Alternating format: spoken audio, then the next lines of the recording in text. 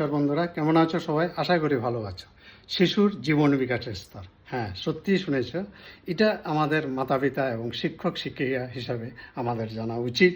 যদি আমরা এটা জানতে না পারি কোন স্তরে শিশু আছে, তাহলে তার যে চাহিদা, এই চাহিদার তৃপ্তি আমরা করতে পারবো না। বিভিন্ন মনোবিদ বিভিন্নভাবে এই জীবন বিকাশের স্তরবিন্যাস করেছেন। যেমন মনোবিদ পিকুনাস 10টি স্তরের কথা বলেছেন, তবে মনোবিদ আর্নেস্ট জোন্স যে 4টি স্তর ভাগ করেছেন শিশুর জীবন বিকাশকে, এই স্তরবিন্যাসটাকে বেশিরভাগ মনোবিদ মেনে নিয়েছেন। এই 4টা স্তর হলো শৈশব, বাল্য, কৈশোর এবং প্রাপ্তবয়স্ক। শৈশব কি? প্রাক প্রাথমিক শিক্ষার যে স্তর, এটা শৈশব 1 থেকে 6 বছর, অর্থাৎ জন্ম থেকে 6 বছর পর্যন্ত।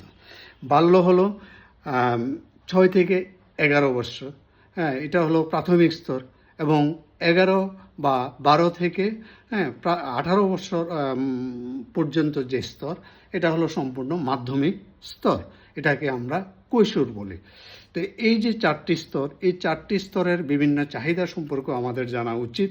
যদি আমরা চাহিদা সম্পর্কে ধারণা না থাকে, তাহলে তো কোনো সমস্যা হলে, কোনো অতৃপ্ত কিছু হলে, এটা আমরা তৃপ্ত কিভাবে করব সন্তানের, এটা তাই জানা প্রয়োজন। এখন শিশুর যত্ন ক্ষেত্রেও এটা খুব দরকার। যেমন শৈশবে শিশু কাঁদছে, একটা শিশু কী কারণে কাঁদছে? এটা কি খাদ্যের অভাব, না কোনো ব্যথা পেয়েছে, না অন্য কোনো কারণ? এটা আমাদের জানতে হবে। শিশুকে দেখভাল, এবং যেমন শৈশবে আরেকটা তাদের বৈশিষ্ট্য অনুকরণ করা, জিজ্ঞাসা করা, প্রশ্নের জবাব দিতে হয় আমাদের।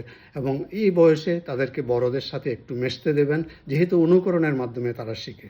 আবার বাল্যে এসে দেখবেন তারা লাজুক ভাব হয়ে যায়। ক্লাস 6-এ ওঠার পর তারা মিশতে চায় না হঠাৎ করে, তবে আবার নিজের বাড়ি থেকে অন্যের বাড়ির খাওয়া দাওয়া, আদব কায়দা, এগুলি আবার বেশ পছন্দ করে। আর কৈশোরে এসে তো একটা প্রাপ্তবয়স্কের ভাব তৈরি হয়ে যায়। গোপন কাজ খুব ভালো লাগে, একটা নেতৃত্বের ভাব, খেলাধুলা করার, ঘরের মধ্যে সবসময় একটা প্রাপ্তবয়স্ক ভাব এসে যায় তার মধ্যে। এটা হলো কৈশোরের চাহিদা।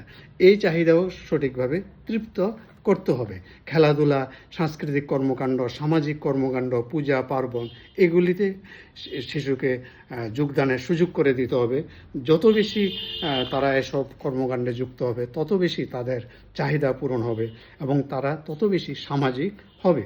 যেমন যৌন চাহিদা, এই যৌন চাহিদার কারণে তারা বিপরীত লিঙ্গের সঙ্গী সাথী, ছেলেরা মেয়েদের সাথে, মেয়েরা ছেলেদের সাথে মেলামেশা করতে চায়। দিন না, কোনো অসুবিধা নেই, এটা পজিটিভ দিক। তারা এই বয়সটাই এরকম, একটু গল্প করলে ভালো লাগে। তাই জীবন বিকাশের স্তরকে গুরুত্ব দিয়ে দেখা উচিত, যেমন মা বাবা তেমনি আমরা শিক্ষক শিক্ষা। Thank you.